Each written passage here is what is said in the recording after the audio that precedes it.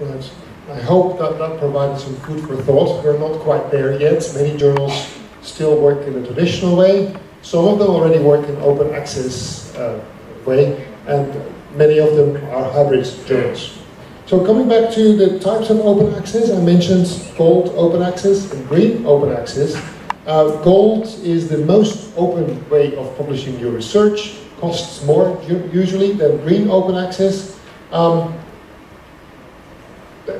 Here are just some details, but yeah, gold is you pay for it and it's openly accessible immediately. Green, you may not pay for not pay as much, and it gets accessible within, let's say, a year or sometimes a bit longer. Finally, I wanted to say a few words again about these predatory publishers, because it is important that you don't fall into their trap. Because of the internet, it's now so easy to publish publish a journal online, even a fake journal, that many unsuspecting scientists fall in the trap of these predatory journals, because there are simply so many journals out there, and you don't know, it's very hard to know which journals are right and which are wrong, right? So think, check, submit is what we talked about earlier. Keep that in mind. So here are some tips.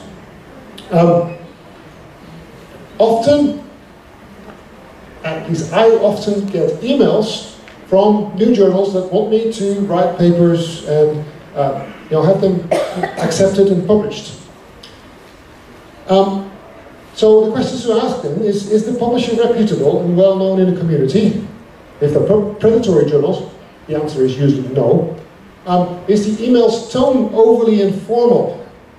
And that also is a bad sign. If it's very informal rather than dear Dr. So-and-so, but if it's too informal, or dear researcher, it doesn't make any sense, because then they don't target you directly. Is there any mention of the journal's impact factor on the website? And this is important because very often journals, fake and predatory journals, include metrics on their website that are fake as well. This is a problem, right? There are a whole slew of metrics out there that are made up, bogus, numbers that don't make any sense. Not the journal impact factor from Thomson Reuters or Clarivate, not the eigenfactor, not the 5-year impact factor, but just bogus metrics out there. Be very aware and careful. Are the publisher's full contact details provided? That's important. If it's just a Gmail address or a Hotmail address, or Yahoo, it's probably not a proper publisher. Is there a peer review system? Most predatory journals will say, yeah, we do peer review, but in practice, if you read their papers, they're often not properly peer reviewed. Was the article accepted as soon as you paid the article processing charges? That's a bad sign as well, because it didn't go through peer review in that case. I'm sure you write fantastic papers, but they all require some time for peer review, right? And is the journal, this is a good one, is the journal listed in the directory of open access journals? That is a very important, what we call white list. Many, if not most of the journals in the DOAJ are genuine journals that have been vetted to some extent. There has been a little bit of attrition among the journals in that white list. Some of them have deteriorated in quality, but the vast majority of them are proper research journals. Now, just on a slightly funny anecdote, I'm almost through anyway. About a year ago, a Canadian journalist decided to check whether or not a large number of journals were authentic. And so he made up a paper, completely bogus, just computer generated, and he sent it to more than 100 journals to see which of these journals would accept it. That's to, of course, tease out the fake publishers. And to his surprise, and maybe also my surprise, a large number of these journals simply accepted the paper without batting an eyelid. So I have a very short video here, which is in essence a news item from an international news channel that discusses these fake papers submitted to fake publishers. It's quite funny.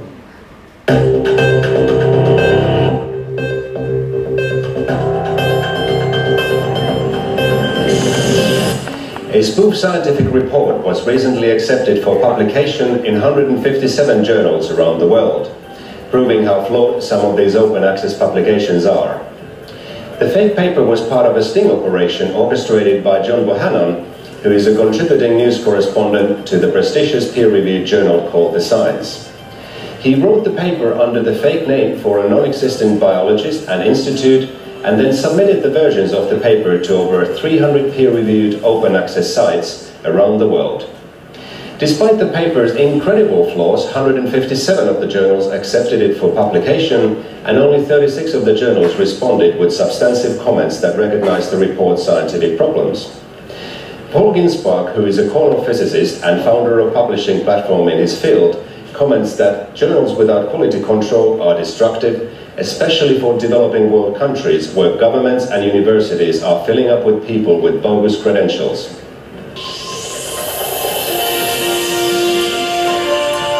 Right, so at least some people are trying to do something about those fake publishers.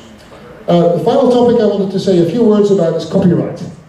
Copyright defines legally to whom an idea or a piece of work, including writing, belongs and how it can be used. Traditional publishers used to restrict copyright for researchers. Some still do, as I added there. In the old days, you as a researcher would be required to sign the copyright of your article over to the publisher of the journal. These days, you still have to sign a form, but that form then, in many cases, the form then says, the journal has the right to publish my paper. The copyright then stays with the researcher. That is a change in the legal environment of paper publishing. So here are some tips. You can find out on the website of the journal about the policies and the distribution and reuse of content, so whether you can actually put it out somewhere else. Open access and copyright, read the copyright information of each journal. Open access journals tend to have somewhat different policies. I realize I'm almost out of time, so instead of going here, I would like to leave you with some tools that you can use to select your journal. There is a website called findmyjournal.com. It's a free tool which helps researchers search for their target journal. We've already covered the think, check and submit movement. Again, that is very helpful in making you decide whether or not a journal that you will potentially target is genuine and authentic. Then there is the directory of open access journals, which in essence is a wide list of journals, although you still have to be a bit careful because there has been some deterioration in some of the journals. So you have to be a bit careful and talk to your colleagues and professors to see if your target journal is genuinely a proper peer-reviewed, authentic academic journal. And then some publishers, including Elsevier and Springer, have their own journal selection tools that help you identify specific journals. Often what you can do is copy and paste the abstract of your paper into a search box, and then it will spit out a whole list of potentially useful journals that you could submit to.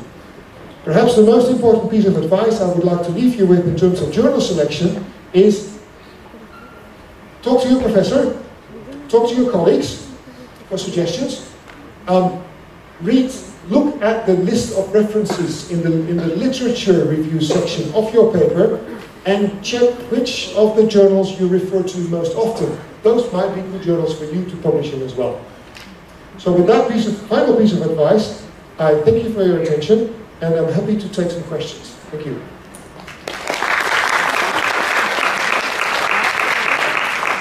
And I think you can ask questions in Indonesian that will be translated for you.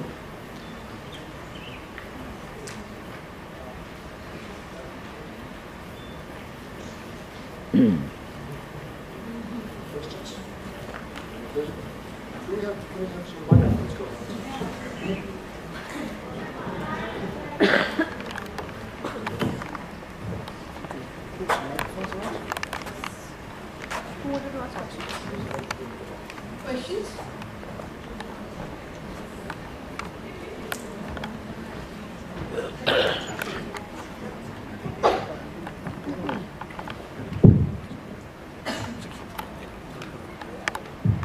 Thank you. I would like to ask, if you don't mind, can we go back to your presentation? regarding the citable and cited journals. The ones in Indonesia? Yes, I think the first one. Yes, this one. See, this is, if we compare... This is the increase in the number of citable and cited yeah, items. I want to ask you, for example, in China, compared to Singapore and Indonesia, the cited one is more than, higher than the citable.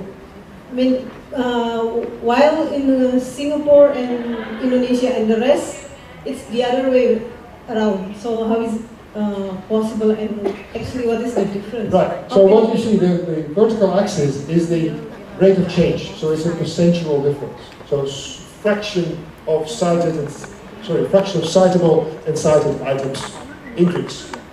And so in China, for instance, you see that the number of citable items went up by almost 20%, and the number of citations went up by slightly more than 20%. That means, I think, that on average, papers got more citations than before. So the number of citations per paper increased. And that means that these papers, on average, had a higher impact. Whether or not that equates to quality is, of course, an open question, right? In terms of Indonesia, in that same time period, the number of citable items went up almost 20%. The number of citations went up slightly less. And that means that on average, you got more papers, but they got fewer citations on average. Again, it depends. There's not necessarily a quality assessment. It might also be that the right target journals were not found. It's all about accessibility and discovery. And so that was the aim of this morning session. If you try to find the right outlet for your work, you will reach the right audience and therefore hopefully get more citations. Thank you. And number 2, see, I'm from social science. I'm from law department. See, the thing is, what I heard, I'm a new lecturer, to be honest. So most of the journal, they prefer the article based on the empirical research rather than theoretical research. Like law mostly and mainly based on the theoretical. So the opportunity to get the your paper to be selected or accepted is less than. So I want to have your insight regarding that. And the last question is, which one is more strategic actually when you compare between the niche and the generic? It's especially for the new researchers, it's quite confused to send whether we have to send it to the niche or to the general. You said that general, it's more exposure, so on and so forth. But on the other hand, if we send it to niche, it's the opportunity to get selected is higher. So I would like to know. Yeah, you're very right. Sending your submission to a specialized journal, you will have a greater chance of getting accepted. That's absolutely true, because it's the scope of the journal matches the type of research better usually. In terms of general journals, yeah, the readership is wider, the average number of citations is greater, and the impact factor tends to be higher as well. And that's often a metric used by university administrators to look for promotional awards, right? I don't know your situation, or even the situation in Indonesia, but for instance, if we look in my field, in my institute, our PhD students have a minimum publication requirements in order to get their PhD degrees, and the minimum requirement is that they need to have published or accepted articles that with a cumulative impact factor of at least 6. That means you can publish 2 articles in journals with an impact factor between 4 and 5, that's enough. Or 1 article in a journal with an impact factor greater than 6. So often university administrators impose that kind of criteria. So then it's up to you to decide whether you want to publish more papers in niche journals which tend to have lower impact factors, or try to go for the one big paper that has a very high profile and high impact factor. So yeah, you have to assess the chances of getting published, because in these generic journals it's very difficult to get published. And so you might spend a lot of time and eventually not get anything out of it. The other question was about social sciences. What was it? Remind me briefly.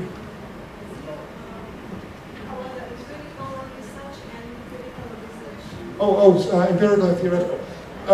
Yes, I think the way to resolve that is find the right target journal, right? And so there might be a few journals that you have in mind, and they may not be quite what you're after, but given the proliferation of journal titles out there, there's likely other journals that are more targeted to what you have been doing. So I would say cast your net a bit wider and look for other journals that are probably just as good, but that you may not be aware of.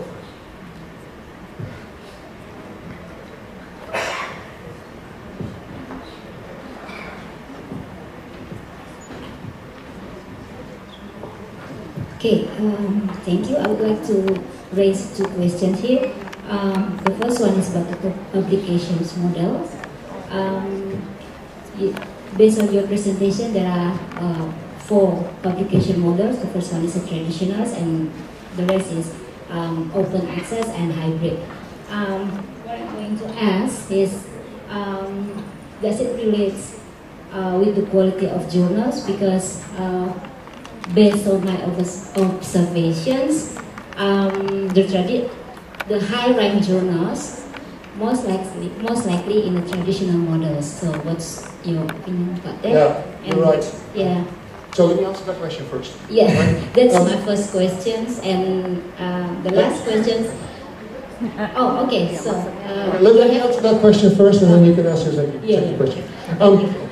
Yes, at the moment we are in a transition phase. Right, we're going from the traditional journals to a situation in which there is a mixture of traditional journals and open access like journals.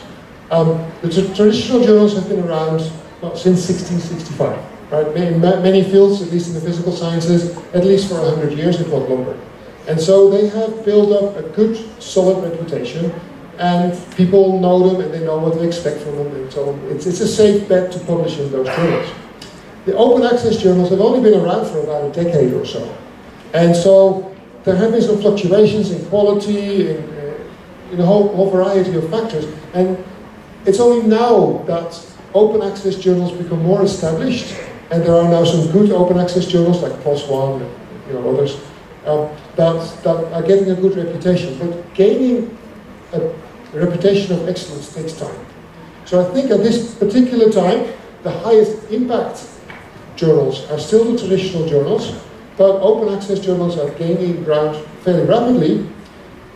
And these quality assessments only apply, of course, to a journal as a whole. There might be absolute jewels of papers in journals with low impact factors. And there might be very poorly written papers in journals with high impact factors, or wrong papers. Right? So these impact factors only refer to the journal as a whole, and the individual papers will likely show a range of quality. What was your second question? Okay, yeah. The second question is, in my observations, the higher rank of the journal, the more difficult the language to be understood. So am I right? Also, what is your opinion? Thank you. What field are you in? I'm accounting. Okay. I cannot say much about that. Oh gosh, that's an interesting observation. And that's an answer you give when you don't know the answer. I have not noticed that kind of thing myself in the physical sciences. Having said that, I've noticed in the humanities that the more prestigious journals write more obscure language. So maybe it's field specific. I don't know actually. Yeah. Okay. That's maybe. Okay. Thank you.